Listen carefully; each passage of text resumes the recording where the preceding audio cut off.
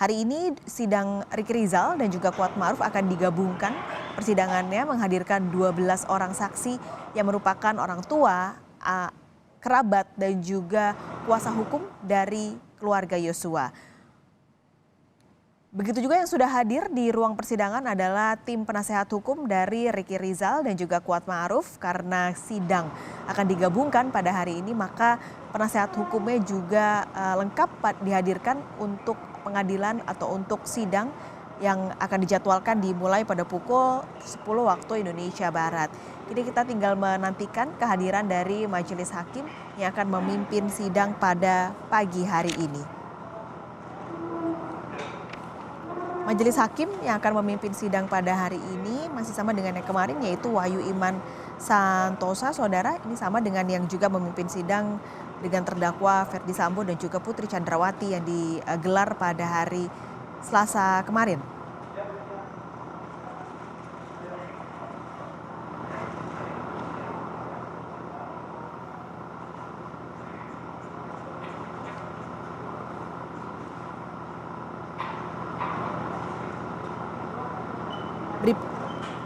Riki Rizal dan juga Kuatmaruf didakwa oleh jaksa penuntut umum melanggar pasal 340 KUHP, subsidiar pasal 338 KUHP junto pasal 55 ayat 1 KUHP junto pasal 56 ke 1 KUHP.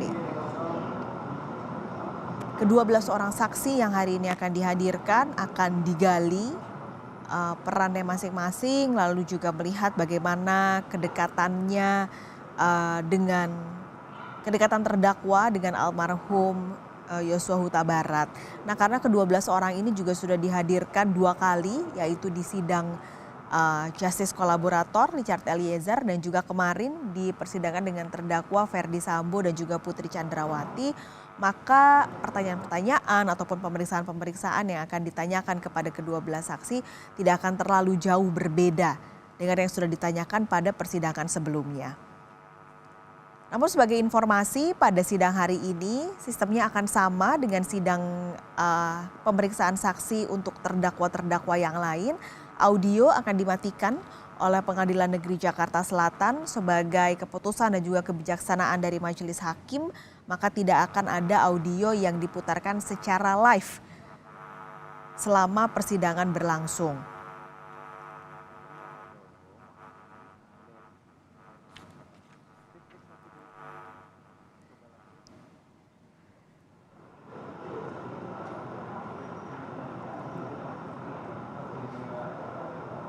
Sebelumnya sebenarnya ketika pemeriksaan saksi di terdakwa Richard Eliezer, saksi asisten rumah tangga dari Ferdi Sambo yaitu Susi ini sempat diwacanakan untuk kembali dihadirkan saat persidangan Kuatmaruf, karena beberapa kali atau bahkan cukup sering Susi ini menyebut nama Kuatmaruf dalam pemeriksaan yang dilakukan selama persidangan.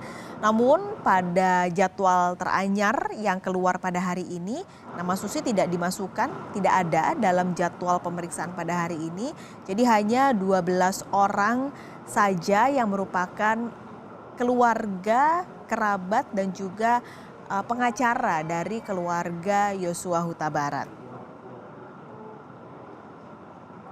Ini adalah pemeriksaan saksi pertama untuk terdakwa Riki Rizal dan juga Kuatmaruf setelah pada pekan lalu eksepsi yang disampaikan keduanya ditolak oleh majelis hakim.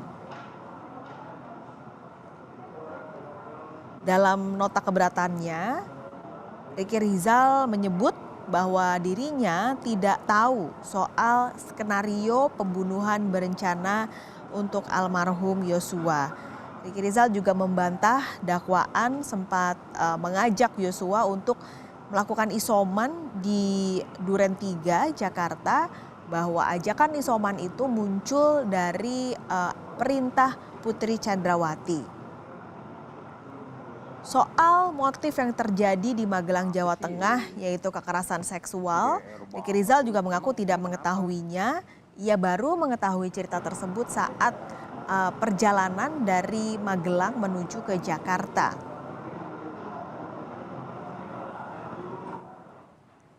Atau Winston Churchill. Riki Rizal sendiri merupakan ajudan dari Verdi Sambo, sementara Kuat Maruf adalah supir dari Verdi Sambo yang sudah bekerja bersama dengan Verdi Sambo sejak tahun 2016. Kuat Maruf dalam persidangan sebelumnya juga mengklaim bahwa ia tidak pernah menerima uang yang dijanjikan oleh Verdi Sambo setelah kematian almarhum Yosua, yaitu sebesar 500 juta rupiah. Begitupun juga dengan Riki Rizal yang ditawarkan atau dijanjikan akan diberikan uang 500 juta rupiah. Namun Kuat Maruf ini menerima handphone yang diberikan oleh Verdi Sambo.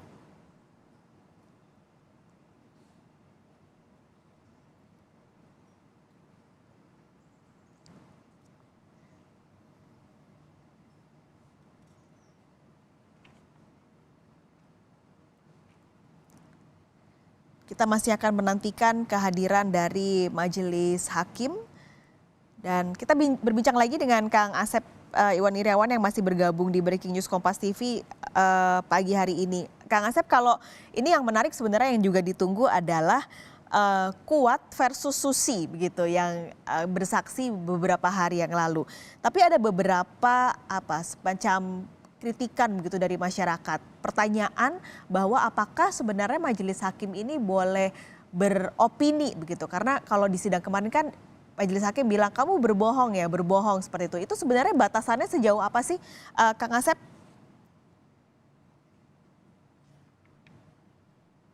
Kang Asep boleh audionya? Maaf sih. Oke. Jelas pasalnya ya. Tidak boleh pertanyaan menjerat, satu. Kalimatnya jelas kalimatnya. Kedua, hakim tidak boleh memberikan pernyataan di dalam sidang. Ya. Nah, hakim itu hanya nanti mendengar aja, nanti menilai. Nah, penilaian itu tertuang dalam putusan, nanti terucap dalam putusan. Kalau dalam persidangan cukup menanya, nggak usah emosi, nggak usah terbawa, nanti nggak bisa disuntik vaksin kalau darting ya, apalagi hipertensi. Jadi cukup menanya, nggak usah. Nah, diingatkan. Nah, kalau saksi masih ngeyel, bahasa Jawanya masih ngotot, gitu kan? Ya sudah, gunakan 174, tahan dia. Supaya dia tidak berbelit-belit, mempersulit jalannya persidangan, menghambat aja senang mudah biar ringan, karena dia periksa dari pagi sampai sore. Itu gunakan, tekanan acara 9 tahun. Nah, supaya berikutnya juga tidak sama, ceritanya mengulang-ulang. Jadi ke hakim itu tidak usah. Kan kalau saya hitung kemarin kan, nyatakan bohong lebih dari selusin, nyatakan tidak masuk akal. Oh, itu kan kalimatnya berulang-ulang terus. Ngapain gitu kan? Nah, udah cukup. Anda, saya ingatkan misalkan, udahlah jujur aja, toh ada saksi toh. Jadi ancam apapun cukup yang lihat dia dengar. Kalau tidak tahu cukup tidak tahu. Kalau lupa, tapi jangan banyak tidak tahu lupanya daripada tahunya kan. Nah itu disampaikan. Tidak boleh, sekali lagi haram hakim, haram bisa gunakan pertanyaan menjerat, apalagi memberi pernyataan tentang salah tidaknya seorang. Itu pasal jelas. Nanti kalau nggak tahu saya bacain pasalnya di sini. Ya jelas nggak boleh itu hakim tuh, tidak boleh. Ya dia nanti keluar pernyataannya melalui vonis, melalui putusan di akhir cerita. Oke, berarti sebenarnya yang dilakukan kemarin harusnya tidak dilakukan lagi berarti ya Kang Asep nanti ke depannya? Ya, harus langsung aja kalau saksinya berbelit-belit, bikin berita acara, saudara jaksa bikin dakwaan. Kalau saksinya berbelit kayak model si Susi itu kan, tipe-tipe Susi itu, ya itu harusnya udah dimasukin sel kalau saya hakimnya, tapi kan hakimnya kan lain, kalau saya kan sejenis mantan gitu kan, namanya mantan kan sakit hati. Oke, jadi ini menarik karena sebenarnya kalau melihat kemarin cerita saksi-saksi ataupun kesaksian yang disampaikan oleh Susi.